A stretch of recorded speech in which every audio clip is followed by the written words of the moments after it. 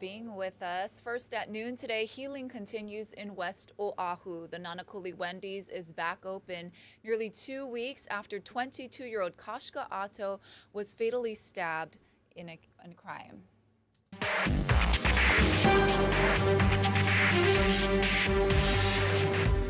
Kadi Foods, the franchisee that operates the restaurant, says it offered counseling and support to employees.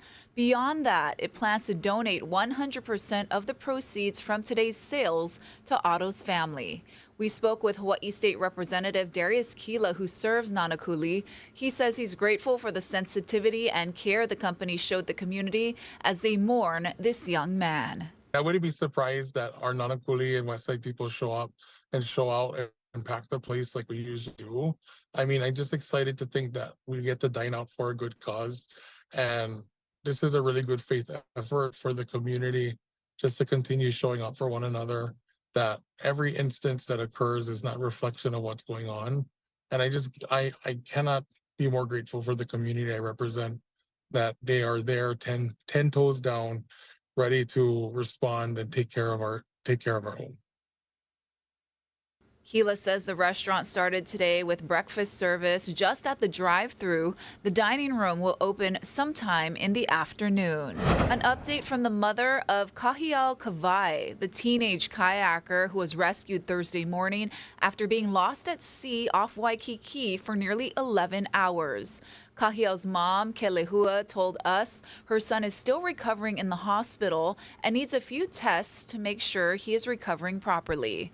After the rescue, he was suffering from exhaustion, dehydration, exertion, and cold exposure. Coast Guard video shows the 17-year-old being pulled from the ocean a half a mile offshore at 5 Thursday morning. The senior at Kamehameha School's Kapalama lost his paddle while kayaking just before sundown Wednesday. A Coast Guard crew was the first to spot Kawai from the air. They guided lifeguard Nolan Keolana, who had borrowed a boat, to look for him on his own.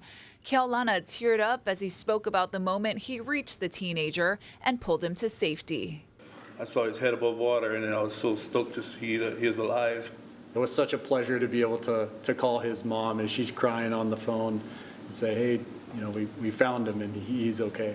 It's an incredible story of survival. Ben Gutierrez has more. These kayaks and canoes are safe when they're in their halau here at Alamawata Beach Park. Now there is an added emphasis on safety when they're taken out on the water. We knew that we were going to go on the water, but we told them ahead of time that we were going to have a safety meeting. These junior kayakers from the Kumulokahi Canoe Club returned safely through the Alawai Channel after paddling out to Kaimana Beach and back. 24 hours after 17-year-old kayaker and Kamehameha School student Kahiao Kawai went missing. The massive overnight search effort included the Coast Guard, which spotted Kawai off the natatorium, clinging to his kayak.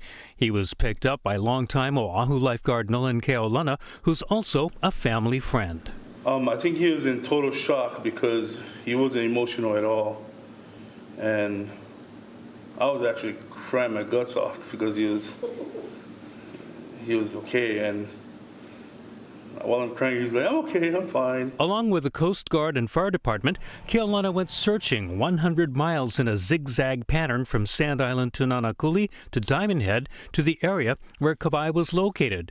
Kahiao Kawai's family sent a statement thanking the state, city, and federal rescue teams for searching tirelessly for their son. They gave a special shout-out to Keolana for going out on his own to search all night. They also say Kahiao, who could see rescue teams looking for him, was strong, resilient, and brave for 11 and a half hours in the dark and is grateful to be back with his family and friends. It is rare to find people after 11 and a half, 12 hours. It's obviously not impossible. This afternoon, the coach of the Elks Club paddlers says he spent an extra 20 minutes discussing safety before they went out on the water. So there's a couple of things that we really wanted to remind our paddlers about, and one was making sure that they had a buddy system. So if we make stops along the route, then they had time to look for each other. And all make it back to shore. Ben Gutierrez, Hawaii News Now. South Korea's spy agency says North Korea has dispatched troops to support Russia's war against Ukraine.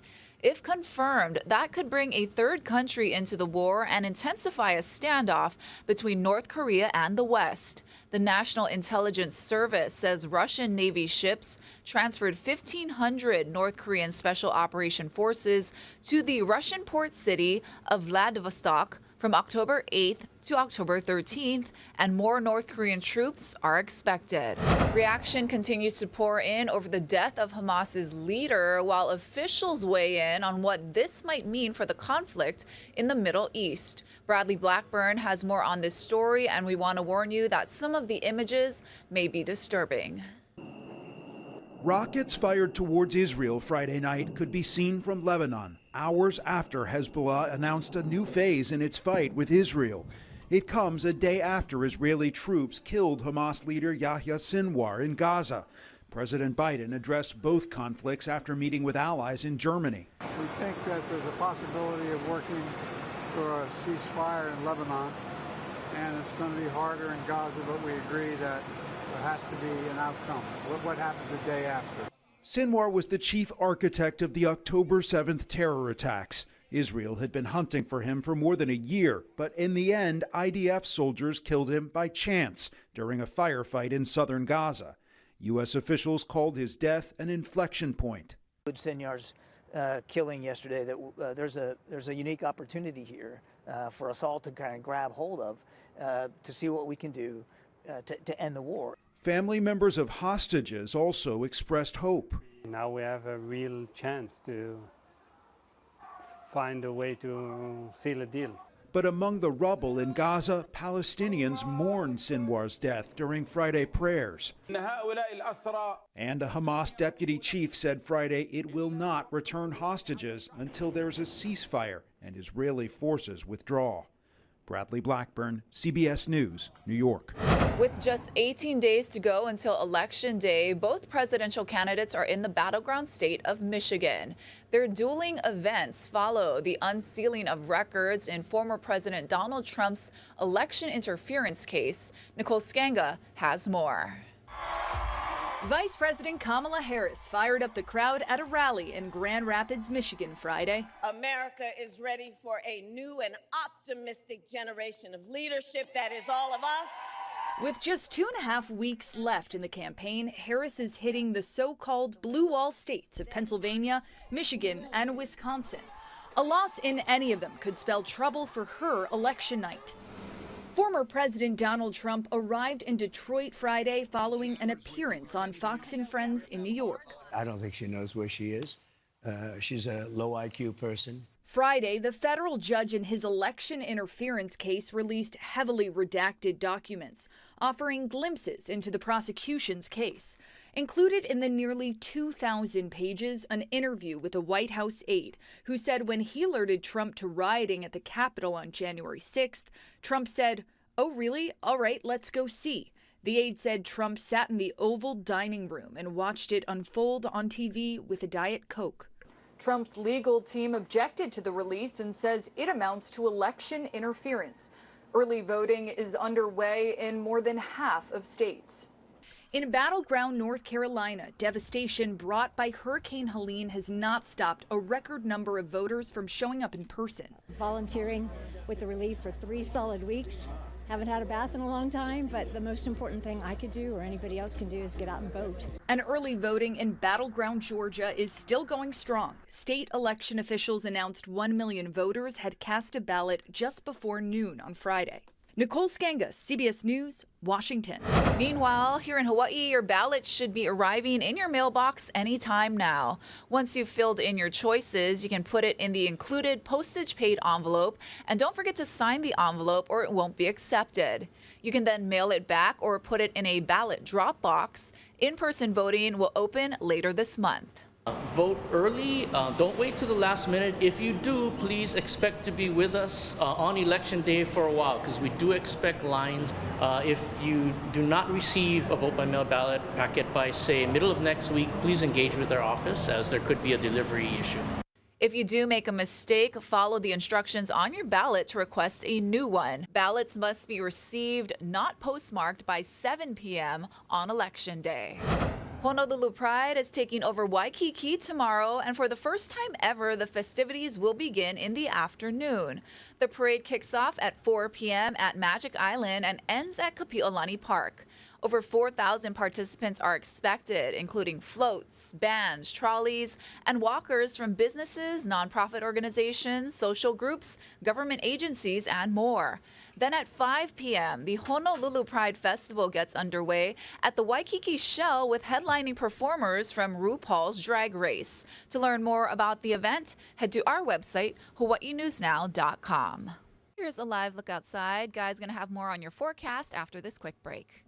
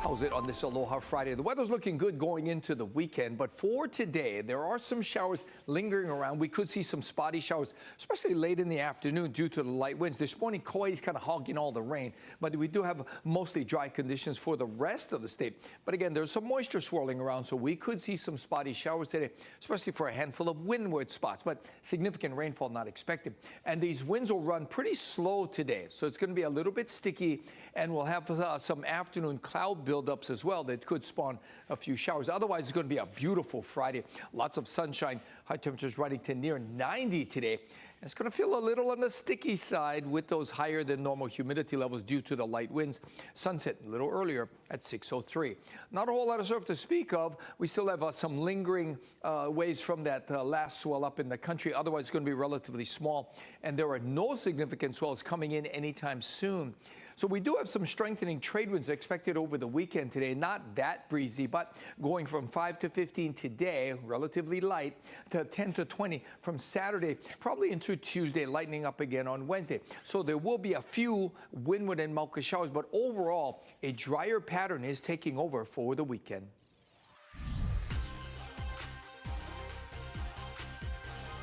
Hey, happy Aloha Friday, everyone. Davis, Kyle, Digital Center. It is time for your weekly sports update. We got to talk about UH football. They lost 28-7 against Boise State. It was the Ashton Jeanty show. The #1 running back in the nation put up a huge game against UH. 31 carries, 217 yards, and 1 touchdown. That was a rough game, Kyle. It was rough at the end of the game, but I will say I got to give credit to this UH defense. they held strong. They only, they held Genty in the first half and majority of that game, really, keeping it 13-7 within a score going into halftime. It was really the offense that kind of stalled things at the end of the game. They couldn't get on the board. They had a lot of opportunities. The defense were creating opportunities for the offense, and they just couldn't get it done. Braden Shager went 21 of 36 for 264 yards and a touchdown. Meanwhile, Landon Sims only 3 carries, 12 yards on the ground. So the offense, again, just the offensive struggles we keep talking about. But there's a statistic that I want to talk about.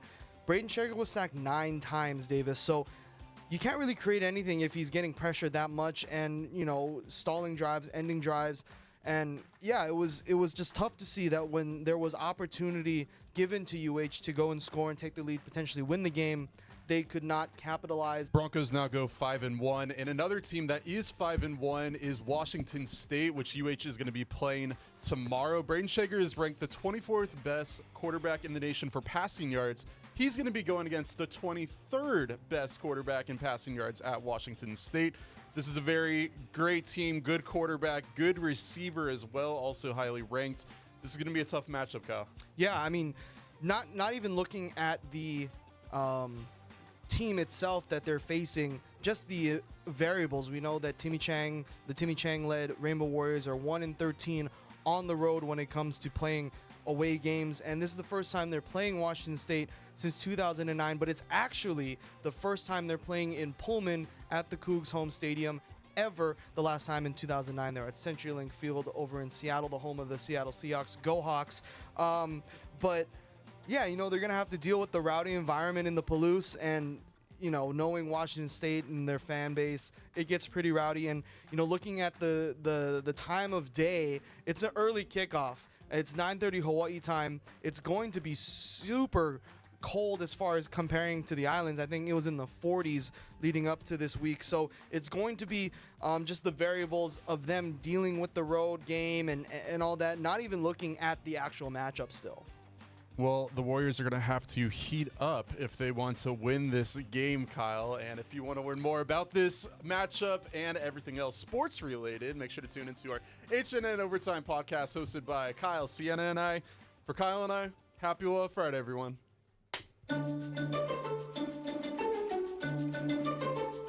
It's technology that could revolutionize how jobs are done in countless industries.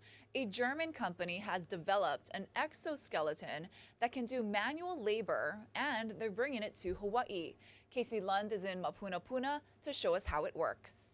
Yeah, aloha, we are excited to show this off. This is the German Bionic Apogee. This is the model more suited for industrial work, right? Lifting heavy things, manual labor. There's also a model that's more geared toward the medical field. I want to introduce Carson Chun. He is commercial and fleet manager for Servco Forklift and Industrial Equipment. Thank you for being with us. I'm so excited to show this off. We're going to do a little heavy lifting here in a minute. But first, tell me a little bit about this and kind of walk us through the design and the idea behind these pieces of equipment. Sounds good. Thank you for having us on. So this is German Bionic Apogee. As he's mentioned, this is the Apogee made for more of the industrial side, warehousing, distribution. And this is the Apogee Plus made for the medical side. Only difference is this is resistant to cleaning chemicals. As they know, in the hospital areas, the chemicals they use are a little harsher, so these materials can resist it better. Before we do our demo here, I want to ask you, you guys showed this off already at the convention center recently. We have some pictures and video from that. What was happening there, and what was people's reaction to this? So they loved it. I mean, this is a brand new technology. This is that hybrid automation in between fully autonomous to manual. I think this is going to keep many of our workforce on their feet in the workforce. Well, that's what I was kind of thinking. You may think that it's going to make you be able to be superhuman. And I think more importantly, it's going to help you do the work safely and take care of your body a little bit better, right? That's exactly, and that's what why we brought this in, because we want everyone to go home safely. Although I have tried it out, and it did make me feel a little superhuman. So walk me through, before I lift this, yes. And we'll have maybe John come over here really quickly, because you can adjust the settings on this, right? Can you show us what you can adjust So here? right now, you can adjust the settings for the lift assist while you're picking up some weight. So the equipment will help lift you up in a way, and then there's another setting down here where it helps resistance and the lowering functions. So if you're grabbing something off a truck and putting it down, something like that. Correct. Okay, shall we give it a try? We can give it a try. Okay, how much we got a weight do we have here? So this is 55 pounds, and this machine helps up to 80 pounds off your back. Okay. So you shouldn't feel anything on your back as you're picking it up. Oh yeah, that kind of, and I'm exaggerating a little bit there, but I wasn't ready for it. But yeah, and you know, obviously, you're always wanting to lift with your knees, and when you have nothing, it's like, hey, get back up there. You're always wanting to lift with your knees, obviously, but you were telling me earlier, like a lot of folks sometimes can't, right? Exactly. So in cases like this where they're bending over in crates, picking up boxes, your knee's gonna get stopped. Yeah. So you're forced to use your back more than you want. Yeah. And this machine really has a rigid back plate, so that weight is distributed throughout that back plate instead of really compressing on your spine. This is so cool, and I know Servco is always trying to kind of be on the cutting edge of bringing different stuff like this. So tell me a little bit about when people might be able to get their hands on one of these if they want to try it out. This is, again, a German company, German Bionic. Where are you guys at in the process of bringing this to the market? So it's already here. If you want to get a demo, you feel free to call me or email me anytime. I believe the info is on the screen, hopefully. Yeah. So I'll be happy to come to your location, see your use cases, and give you a demo. Awesome. Carson Chun with us from Servco Pacific. We appreciate it. The German Bionic Exoskeleton. I want one. We have all the details if you want to get in touch with them, learn a little bit more at HawaiiNewsNow.com. For now, we'll send things back into the studio. Ooh, yep, there it is. You may have noticed seeing your favorite artist in concert is getting more expensive, especially if it's a big name like Taylor Swift. Tickets are going for hundreds, even thousands of dollars. Maribel Gonzalez tells us what might be driving these sky-high prices. We've heard of the term dynamic pricing, where businesses essentially adjust the price for certain factors such as demand. But now fans are having to also deal with rapidly evolving technology inflating the resale aftermarket, one in which the sellers dictate the price and the artist isn't getting any of that profit. Lynn Habis-Reitinger is a self-proclaimed Swiftie. Since 2006, when Debut came out. And a determined one. Last year, she traveled from Orlando to Atlanta to try to catch a Taylor Swift show without a ticket secured. The tickets in Atlanta were going for resale was probably like $500. Lynn couldn't afford that. Instead, she listened from outside the venue. Now she's seeing her ticketless saga begin again. Tickets for this weekend's Era Tours shows in Miami going for hundreds of dollars on resale sites, some as much as thousands. I love Taylor so much and I want to be there so badly, but that is such a huge financial burden. What is driving these sky-high prices? Professor Andrew Mall from Northeastern University says it starts with demand. We're in this situation because there aren't enough Taylor Swifts, right? This is a market of scarcity at work. Bots and technology now making it easier for scalpers to purchase lots of tickets at once, but fans are now also reselling tickets as an investment. There is a way in which we're being asked, what is the value of this experience, especially knowing that we can resell it for a lot of money. Last month, Coldplay fans in India shocked to find tickets for the band's Music of the Spheres tour being resold for as much as $11,000. The aftermarket prices frustrating buyers around the world. It's just really heart-wrenching. They go on and buy those tickets up so that they can resell them. They're not fans of them at all. We reached out to popular resale sites like SeatGeek and StubHub. We only heard back from StubHub, and they tell us they're a marketplace where fans can buy and sell tickets in a safe way, and one in which the sellers dictate the price and the buyers decide ultimately if they want to purchase them. Reporting in Los Angeles, I'm Maribel Gonzalez.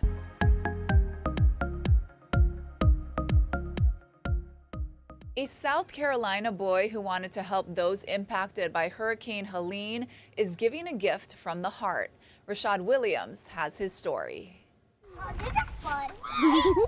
This is what you'd expect out of an 8-year-old.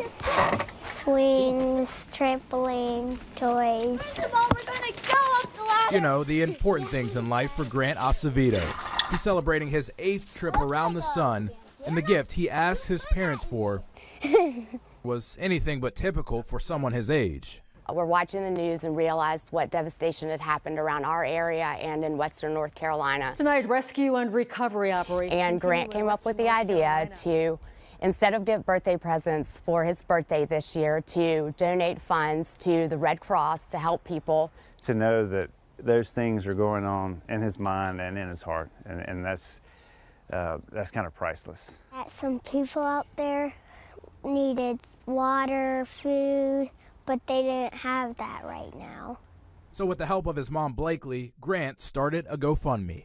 I told my friends and my neighbors. Turning an idea into reality. A lot of people donated. Apparently, Grant has come up with another good idea. He wants to give the American Red Cross the money himself in person with one of those big checks that really catches your attention. Little does he know I've made a phone call, and we're about to make that surprise happen right now. We got here before the Acevedo family. A little philanthropist in the making, so I'm super excited about this. As April Dillon with the Red Cross put the finishing touches on this birthday surprise. Well, Grant, come on in. I hear it's your birthday today.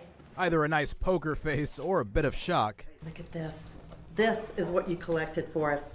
$2,130 all on your own. A moment in time. 1, 2, 3. Happy birthday! Capturing a kid with a big check and an even bigger heart.